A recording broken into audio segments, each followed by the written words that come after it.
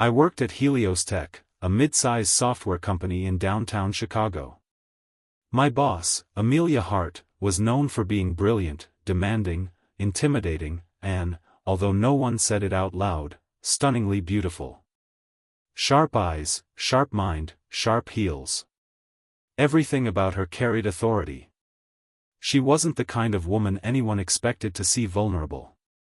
And especially not the way I'd end up seeing her. It was a Thursday morning, one of those mornings where the weather couldn't decide if it wanted to rain or pretend to be sunny.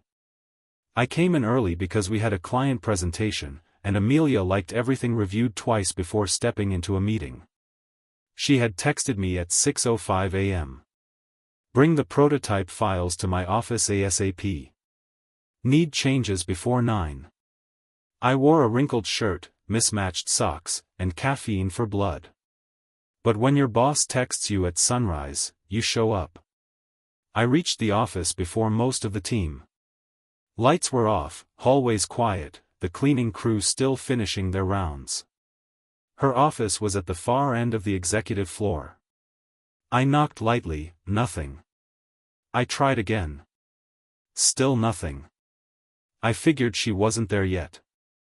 But the door was slightly open, maybe an inch, maybe less. Enough to hear a faint sound inside. I assumed she had stepped out or maybe dropped something. I pushed the door slowly. And that's when everything froze. Amelia was there. Not behind her desk. Not reviewing documents. She stood near the coat rack, half changed, her blouse unbuttoned, her hair tied up loosely as if she was in the middle of switching outfits. She had apparently spilled coffee on her earlier clothes, something I later learned from the mess on her desk. But in that moment, all I saw was her turning around, eyes widening, her blouse open enough that I could see far more skin than anyone was meant to see. "Oh my God," she gasped, grabbing the fabric instantly and pressing it against her chest. I froze. I'm so sorry," I thought. "You weren't answering, I didn't know." My voice sounded like a broken engine trying to start. She held the blouse together with one hand and stared at me with a mix of shock, irritation, embarrassment, and something I couldn't immediately place. Her voice came low, controlled, dangerously calm. "Close the door." I obeyed instantly and shut it behind me. She exhaled sharply, trying to get the situation under control. In the quiet room, her breathing sounded loud, too loud. My heartbeat sounded louder. She finally said it. "We'll pretend you didn't see anything, right?" It wasn't a threat. It wasn't a question. It was a plea. And that surprised me more than anything. "Yes, of course, absolutely, nothing happened," I stammered. Her shoulders relaxed by a fraction, but the tension in the room still felt thick enough to cut. She looked at me for a long second, her cheeks slightly flushed. "Good," she said softly. "Give me 2 minutes. Don't go anywhere." Then she disappeared behind the changing divider. I just stood there, staring at the floor, hoping it would swallow me whole. 2 minutes passed like 2 hours. When she finally stepped out, she was dressed in a fresh white blouse and navy blazer, looking entirely like the intimidating CEO again. But her expression? Different. Unsettled. Thinking. Studying me like she couldn't decide what to make of me. "Did you bring the files?" she asked. "Why, yes." I handed her the folder with shaking hands. She noticed. Of course she noticed. Her voice softened, just a little. "Relax. I'm not going to fire you." My shoulders dropped in relief. She walked to her desk, flipping through the pages. Everything seemed like it was settling back into normalcy until she spoke again without looking up. "You didn't knock." "I did," I replied quietly. "Twice." She paused. That one detail changed something in her eyes. She looked up at me with a strange mixture of guilt and curiosity. "You did," she repeated. Yes. She slowly leaned back in her chair, absorbing that. Her discomfort wasn't anger, it was embarrassment. And I realized something. She wasn't used to being seen as human. As imperfect. As vulnerable. Her voice came out quieter this time. Then it wasn't your fault. I nodded slightly. Her expression softened again, this time noticeably. Sit, she said. I sat. She watched me for a long moment, then asked. What exactly did you see? I swallowed. Nothing inappropriate. She raised one eyebrow, the kind that said she didn't believe a word. Really? Really? I mean, I turned away. Immediately. A small, brief smile tugged at her lips. That's considerate. The tension dissolved a little. Not completely. But enough that she exhaled and returned to the paperwork. But I could feel her glancing at me now and then. Not suspiciously. Just, differently. You would think after something like that, we'd pretend the entire incident never happened. But the opposite happened. Amelia started acting strange. Not bad strange. Just not like herself. She asked more questions. She lingered around me more. She'd come to my desk instead of calling me to her office. She'd ask my opinions on presentations and decisions she usually made alone.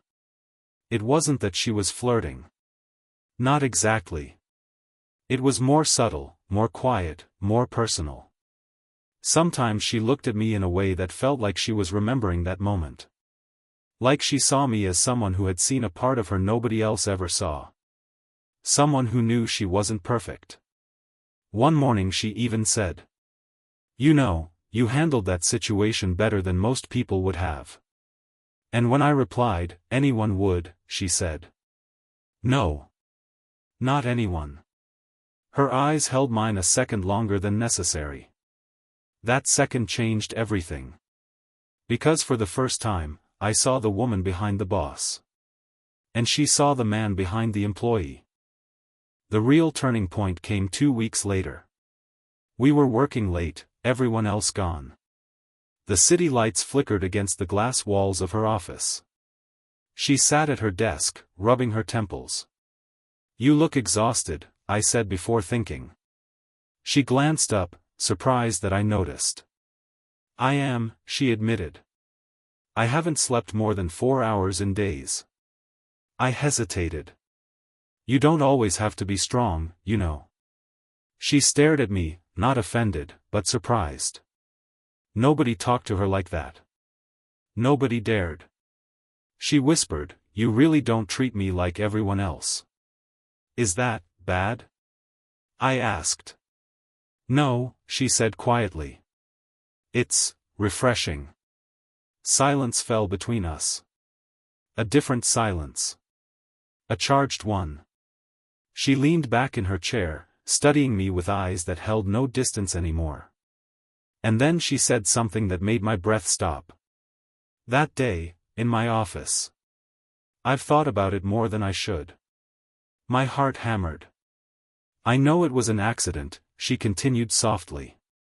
"But, the way you looked away, the way you apologized, you made me feel safe. Do you know how rare that is for me?" I didn't speak. I couldn't. She stood up slowly and walked around the desk, stopping just inches in front of me. "Do you want to know the truth?" she whispered. I swallowed.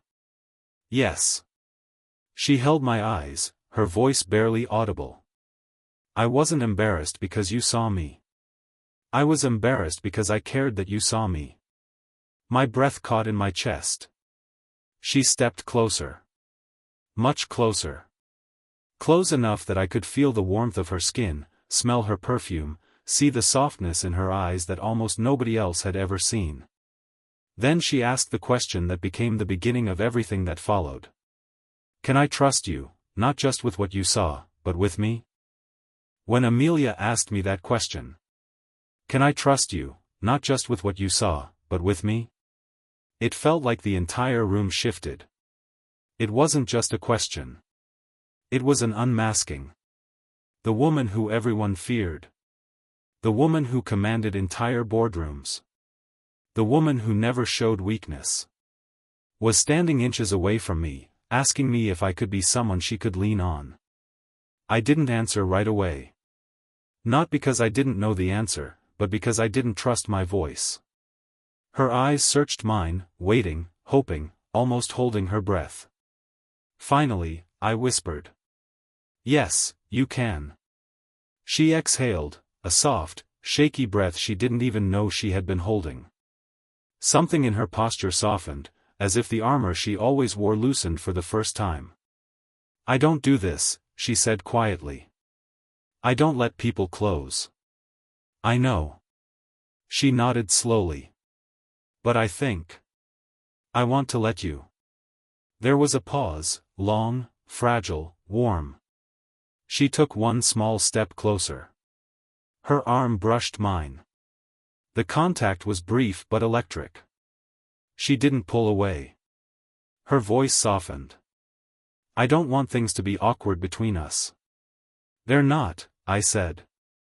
She let out a small breath, almost, relieved. Then, as if she had made a decision she couldn't take back, she placed her hand very lightly on my forearm. Good, she whispered. It wasn't bold, it wasn't reckless. It was gentle. It was honest. But it was enough to change everything. After that night, something shifted between us, not in a dramatic, sudden way, but in small, steady changes that felt almost natural. She smiled more. She laughed softly at things she used to ignore. She would find excuses to walk by my desk. Sometimes she touched my arm when talking to me, light, brief, intentional. One day she said, "Walk with me. I need coffee." We left the building together, something she never did with employees. People passing us stared. They weren't used to seeing Amelia Hart outside her office fortress. As we walked down the street, she said, "You're easier to breathe around." I looked at her. Is that good? It's new, she said. Anne. I like new.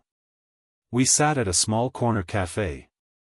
She leaned forward, elbows on the table, studying me the way someone studies a possibility they don't quite understand yet.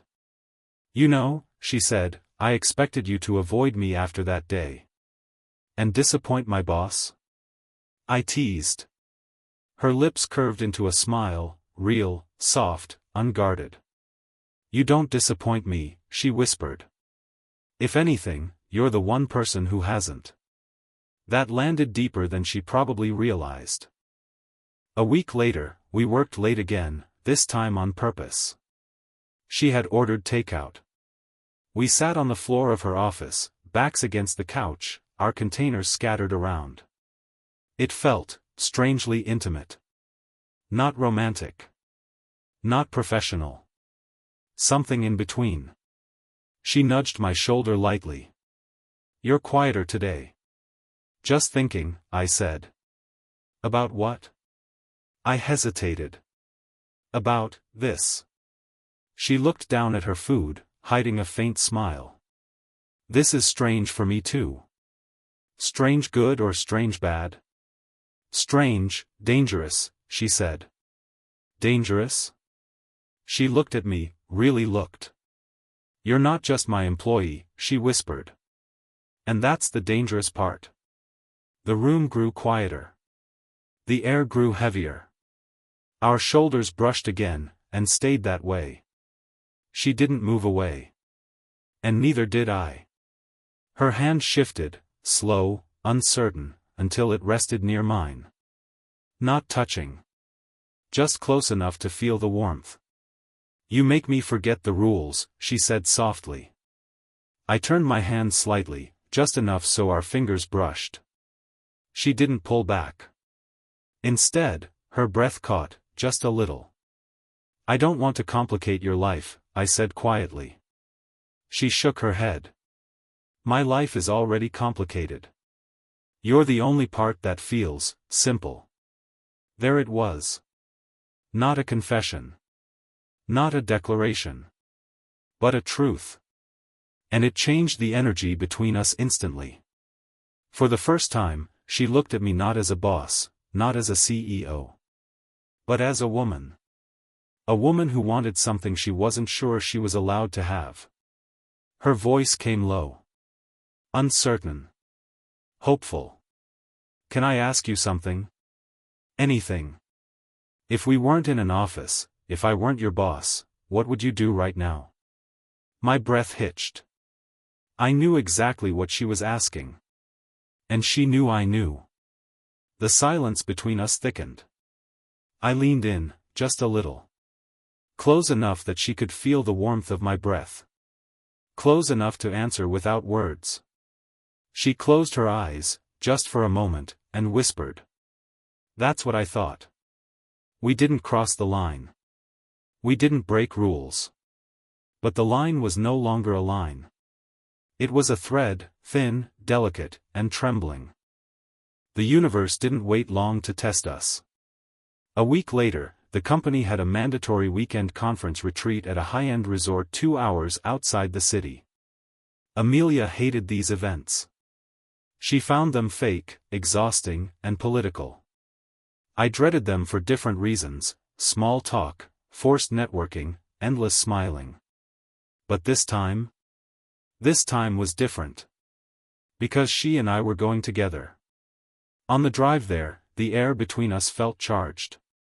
She kept the music low, her window half open, her voice soft.